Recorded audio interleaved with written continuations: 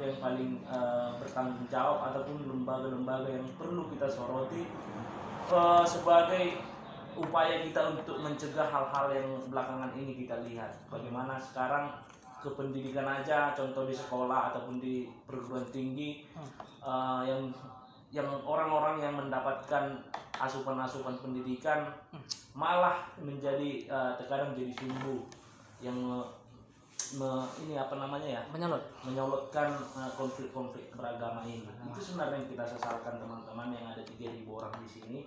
Mungkin teman-teman yang 3.000 ini pasti mayoritas juga berpendidikan, mau itu anak sekolah ataupun mahasiswa. Kalian juga pasti merasakan bagaimana di institusi atau lembaga kalian itu terjadi begitu. Karena kalau kita lihat di kehidupan sehari-hari, masalah intoleransi itu sebenarnya sangat hampir tidak ada ya. Kita bisa hidup berdampingan dengan tetangga kita yang berbeda agama, berbeda suku, berbeda ras.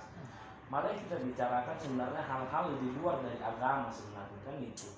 Tapi kenapa ketika kita melihat media sosial, keruncingan itu ada gitu loh Rana. Apakah ini memang diciptakan atau memang itu faktanya di lapangan? Itu sebenarnya kebingungan kita sekarang ini. Iya kan? Aku pun bingung gitu loh. Gimana lah gue ini kan? Bagaimana itu Pak Benjamin? Apakah memang yang di media sosial itu memang fakta di lapangan atau memang itu diciptakan? Gimana kira-kira menurut Pak Benjamin sebagai panelis? Begini, kakanda kita bangsa semua kebetulan kita dari pengamat media sosial ya. Oke. Iya. Saya akan coba menanggapi pertanyaan dari kemarin sebenarnya. Bagaimana peran media sosial dalam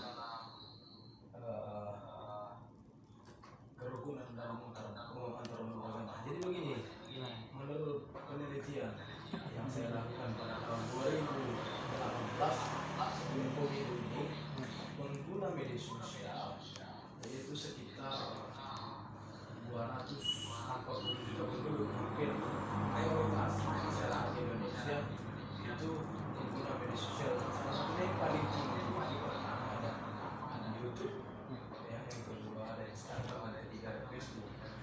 Nah, menurut klasifikasinya lagi bahwasannya di umur produktif itu ada sekitar 160 juta penduduk, dan di umur yang dari umur 30 sampai ke 40 tahun itu ada sekitar 60 juta penduduk, dan 20 juta penduduk lagi ada yang lansia yang masih bisa mengikuti perkembangan teknologi.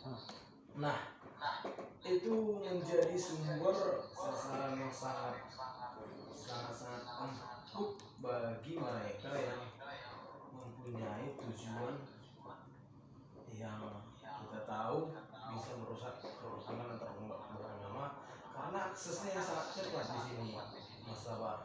Di mana juga peraturan kita masih kurang ketat mengenai konten-konten yang bisa diupload atau tulisan-tulisan yang bisa disebarkan di media sosial, dan malah juga banyak kayak rekan-rekan jurnalis kita juga tidak paham kode-kode etik yang ada di dunia jurnalisan, dan itu menjadi salah satu sumber masalah.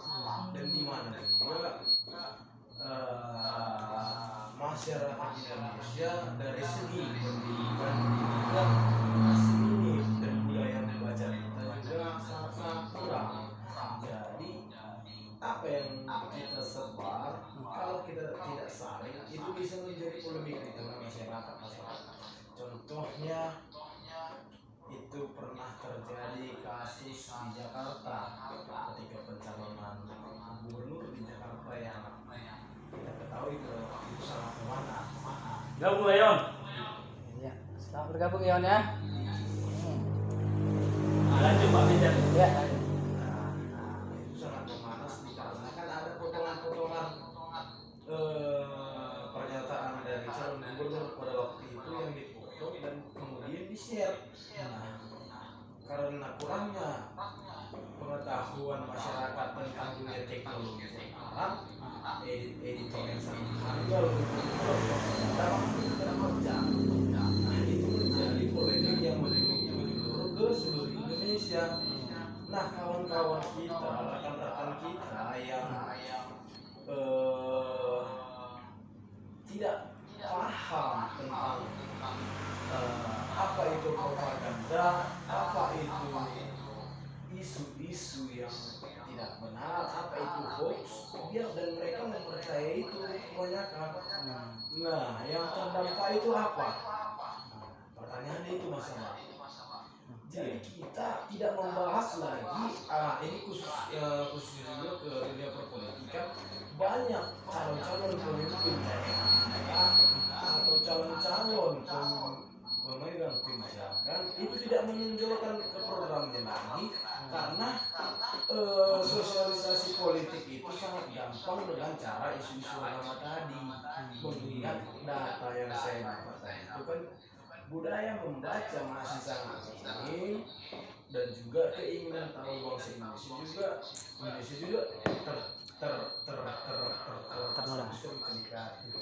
Jadi apa yang jadinya dampaknya kepada masyarakat Indonesia masalah? Ya tentunya kita ketertinggalan. Contoh kecerdasan bermedia sosial di Malaysia itu sangat maju sekarang. Di Singapura, di Amerika salah satunya. Jadi ini yang harus diketahui oleh 3.000 peserta yang hadir pada hari ini. Pertanyaannya, Amerika itu maju karena apa? Banyak pasti peserta mengatakan militernya kuat. Mungkin saya jawab tidak. Atau kondisi ekonominya yang kuat. Saya bisa jawab tidak. Tetapi karena mereka mampu mengendalikan media sosial dan mereka mampu propaganda isu-isu yang ada untuk memecah kebersatuan suatu negara tersebut, contohnya menutup Irak. Nah, ternyata setelah mereka pecah, mereka diadu domba, terakhir menyesal. Kenapa Mas Abah? Ada apa ini? Apakah di negara Anda jadi yang tidak bagus? Iya, biasalah. Dari serangan dari Ukraina. Jadi langsung diserang kita kan? Itulah dari serang kita. Dari serang Jadi ini. itu Mas Sabar, maksud aku banyak dampak. Kenapa media sosial itu memang bisa kita akui nomor satu yang seperti disampaikan oleh Mas Sabar tadi, bahwasanya media sosial itulah yang sering mengeluarkan isu-isu yang paling cepat tentang isu-isu sara yang bisa mengganggu toleransi kita antar umat beragama. Jadi ini harus disikapi serius Mas Sabar. Apalagi Mas Sabar ini seorang kabit ketua bidang DPP ganti bidang agama. Itu harus dikaji lagi Mas Sabar. Karena kita juga salah satu anut agama Muslim terbesar di Indonesia dan juga keberagaman antar umat beragama juga banyak. Ada beberapa agama yang diakui secara sah oleh negara Indonesia. Itu harus kita kaji lebih dalam, apa sih gitu selain media sosial, apakah kita memperkuat penanganan di media sosial, tapi aturan di undang-undangnya juga tidak diperkuat. Nah, setelah undang-undangnya diperkuat dan media sosialnya diawasi dengan ketat, tapi budaya membaca masyarakat yang kurang, maka ini kompleks masalah. Ini harus bisa dibawa menjadi isu, salah satu isu prioritas dari suara-suara ganti nantinya bisa dibawakan ke pusat. Itu dia masalah. Pada masalah saya kembalikan kembali. Iya, terima kasih penjelasannya dari pengamat media sosial saudara Benjamin Tupang.